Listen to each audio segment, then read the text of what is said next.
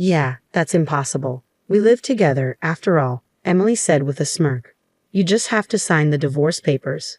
Good luck living in poverty. With that unilateral phone call ended, I stood dumbfounded. My lawyer, Jake, couldn't hold back his laughter and burst out chuckling. Emily looked at Jake with a puzzled expression as he wiped tears of laughter with a handkerchief.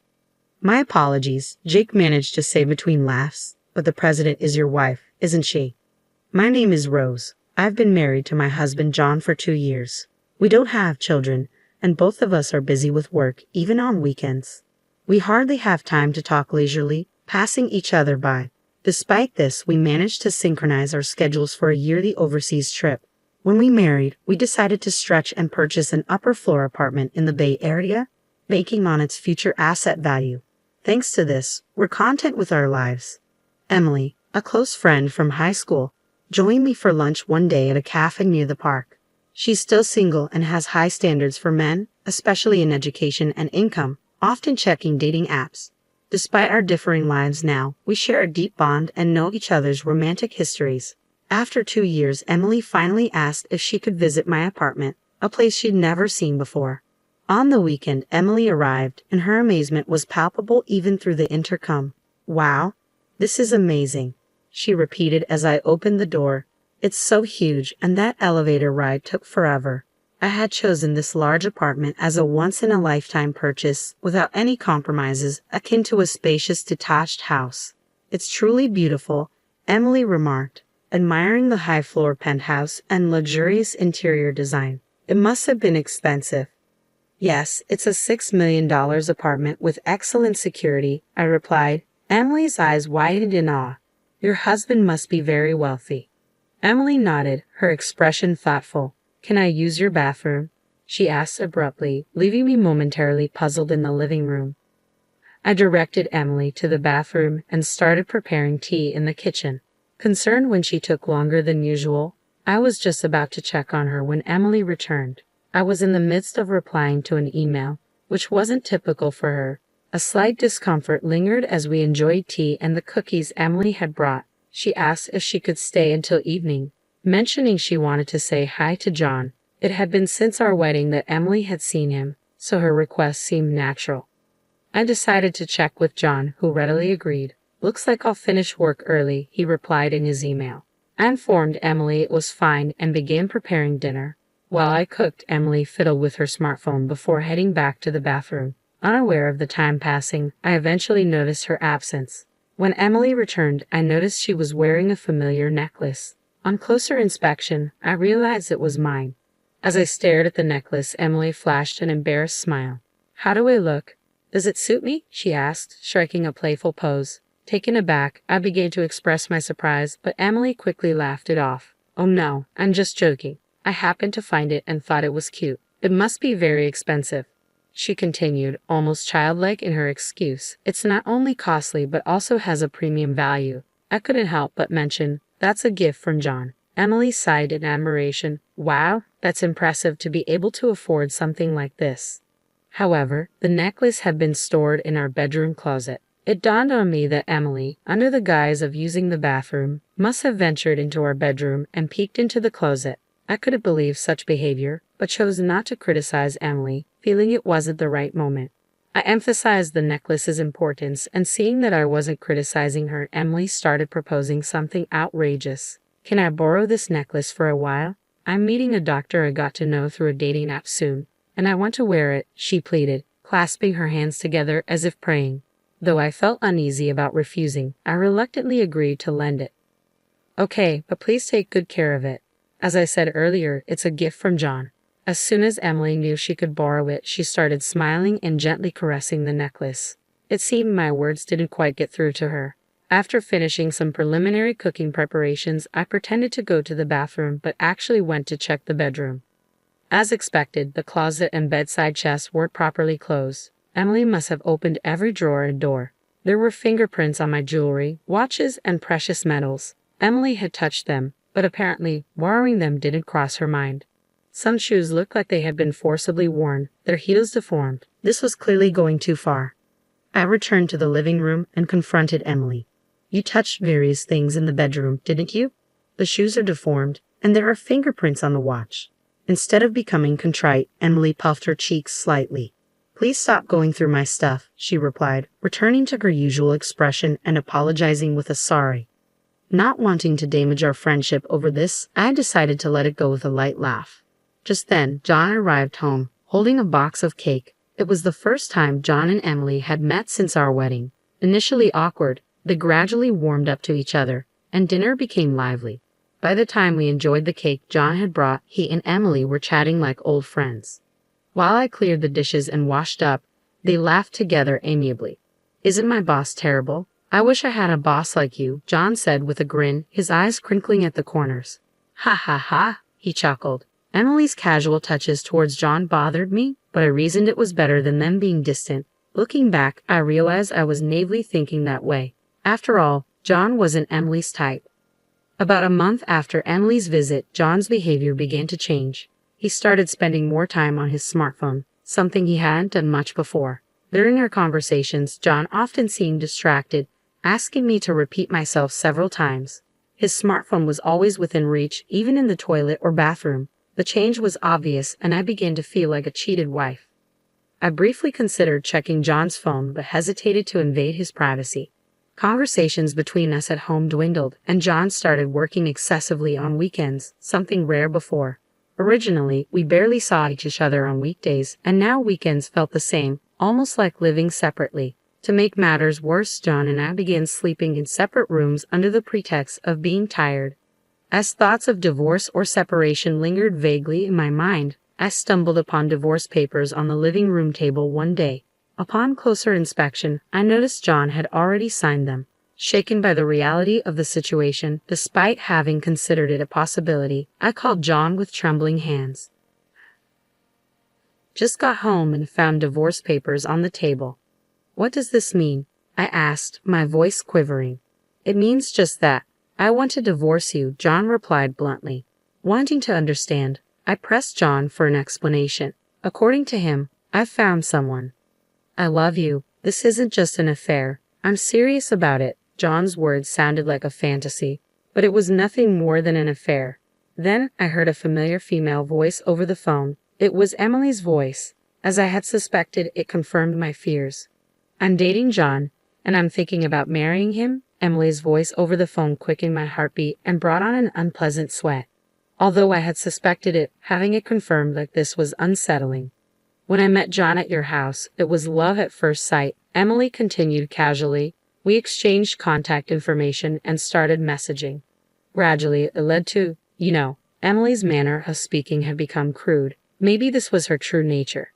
John says there's nothing left to talk about. Can you just sign the divorce papers and send them off quickly? I want to move forward, Emily demanded. Tell John to come back home. Yeah, that's impossible. We're living together. You just have to sign the divorce papers. Good luck going back to living in poverty, I replied before ending the call. I stood dumbfounded for a while, holding the phone after the one-sided conversation ended. Many sleepless nights followed. John didn't come back home, and I couldn't bring myself to touch the divorce papers left on the living room table. They just sat there, untouched. Moreover, Emily sent me several photos of her and John together, flaunting their relationship. It was clear they were close, but I couldn't understand why they were treating me like this. My mental health deteriorated. I looked pale and sometimes felt vacant even during the day. Concerned friends suggested I see a therapist, and I reluctantly started taking medication, which helped me regain some peace and improved my sleep.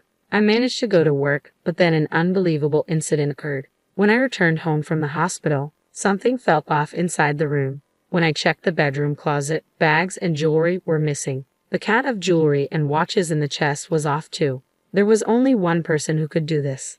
Why would she go this far? What had I ever done to deserve this? My insomnia returned, and I spent my days dazed and sleepless. During counseling at therapy, I mentioned the theft at home, and they strongly advised me to consult a lawyer. I contacted the company's lawyer, Jake, and arranged a meeting. The first thing Jake asked during our meeting was, "What would you like to do?" "I'll get a divorce. I want those two to face proper consequences," I answered immediately. I was surprised at myself. Just a short while ago, I was wondering what to do. It came out so easily from my mouth. Perhaps deep down, I did want to punish them after being tormented so one-sidedly. It felt fair to fight back. A week later, I received a call from Emily. I had sent her a certified mail. Hey, what are you thinking? Sending a certified mail to my office? Emily sounded furious, her voice filled with rage. You should have expected at least this much for what you've done. Anyway, I've left everything to my lawyer now. I hung up the phone. Emily tried calling several times after that, but I ignored all her calls. Then, I received a call from John.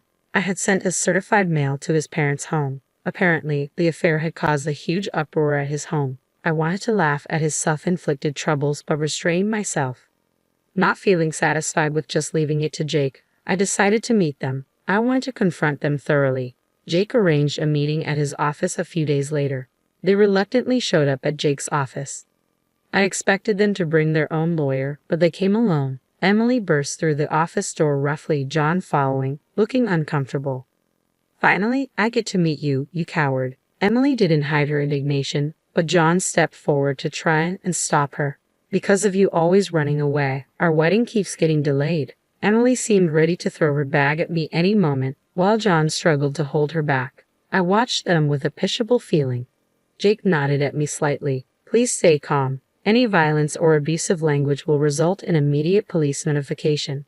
Emily stiffened at the mention of the police, and with Jake's intervention, both Emily and John calmed down and took their seats across the office table.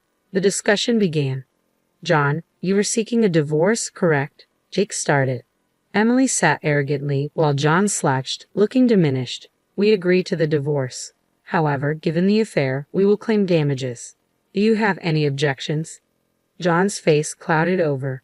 I'll agree to the divorce. Just don't contact us after paying the compensation. I quietly nodded in agreement.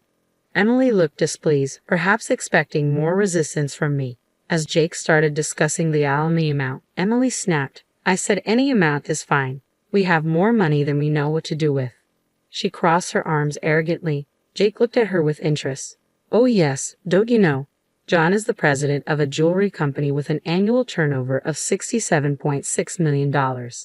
John looked up, flustered, and tried to restrain Emily's arm.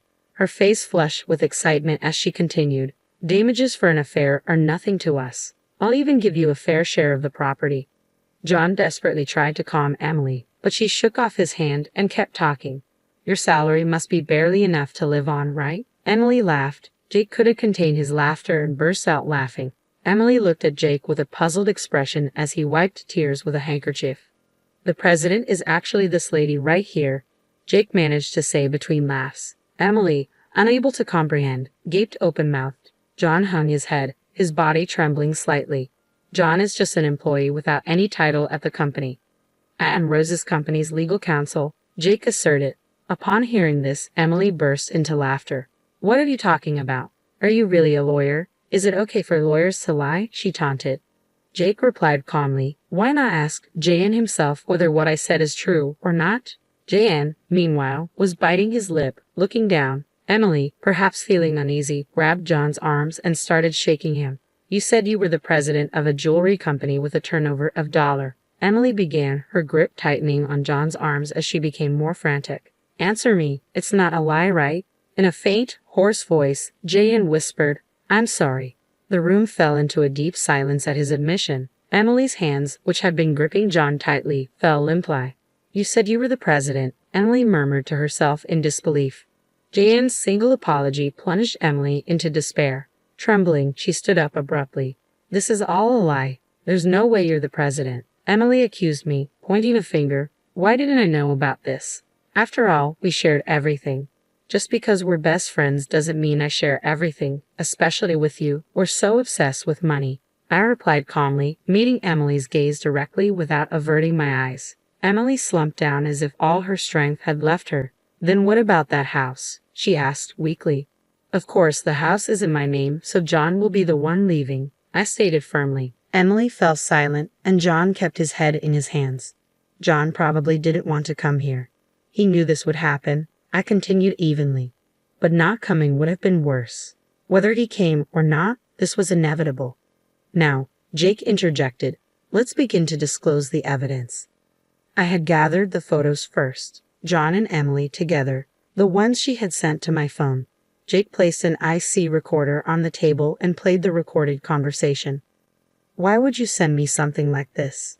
I was just sharing a bit of our happiness with you. Emily's voice played through the recorder.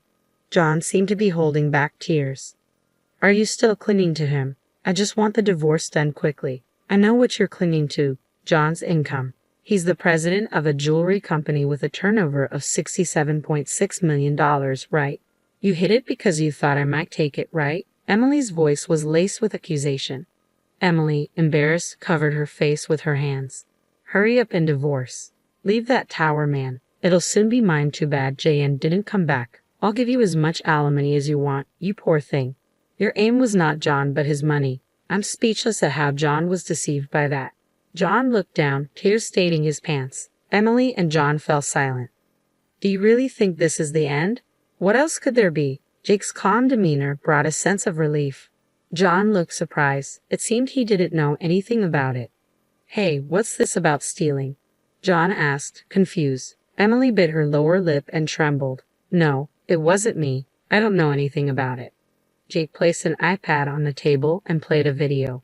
The footage showed Emily sneaking into the bedroom, taking bags, jewelry, and other expensive items, stuffing them into her bag. Emily stared wide-eyed at the video.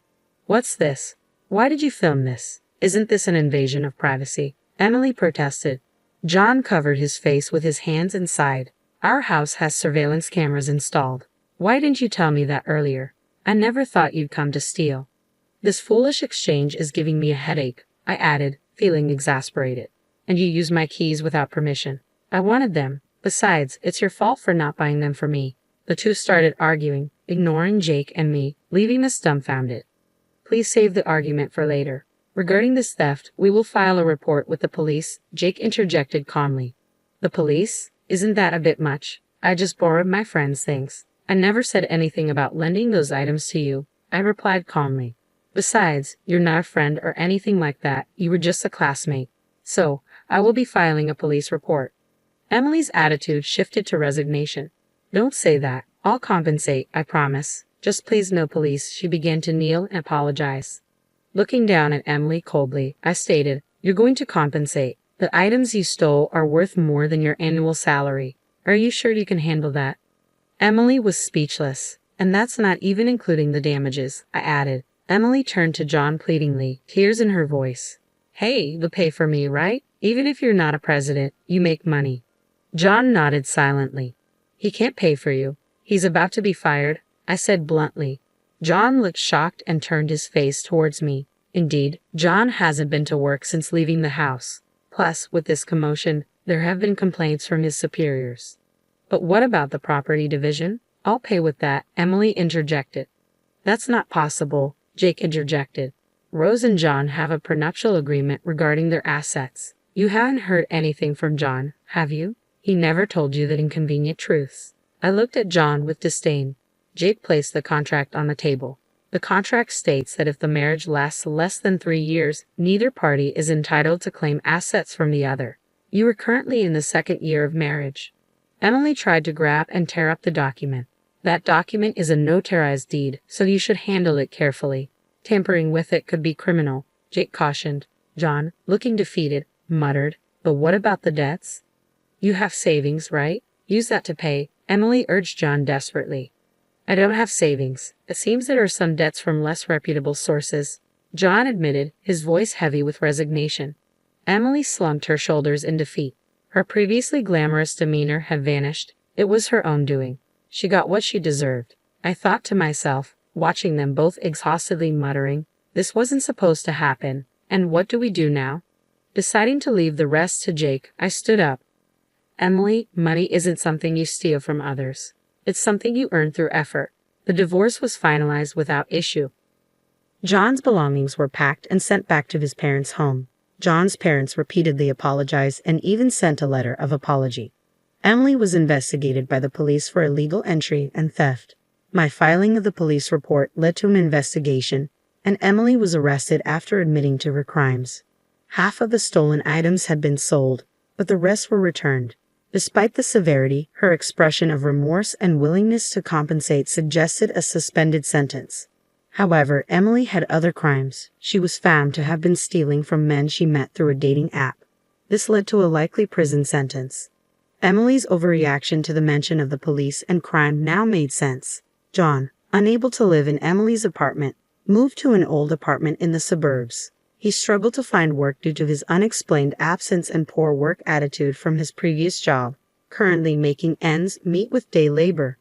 I continued to receive regular updates about their whereabouts from Jake. After the divorce, I focused more on work. Currently, I'm working on expanding our company's jewelry distribution to Europe. The idea came during a long vacation to Europe, a ritual to shake off the bad luck after my divorce. I had the opportunity to connect with the owner of a jewelry shop in France over wine. We hit it off, and he agreed to display my company's jewelry in his shop. The owner, perhaps understanding the pain in my heart for my divorce, is a wonderful man. To be honest, I've been focusing on sales in France because I wanted to see him. It might be mixing business with pleasure, but after all I've been through, I think I deserve this perk.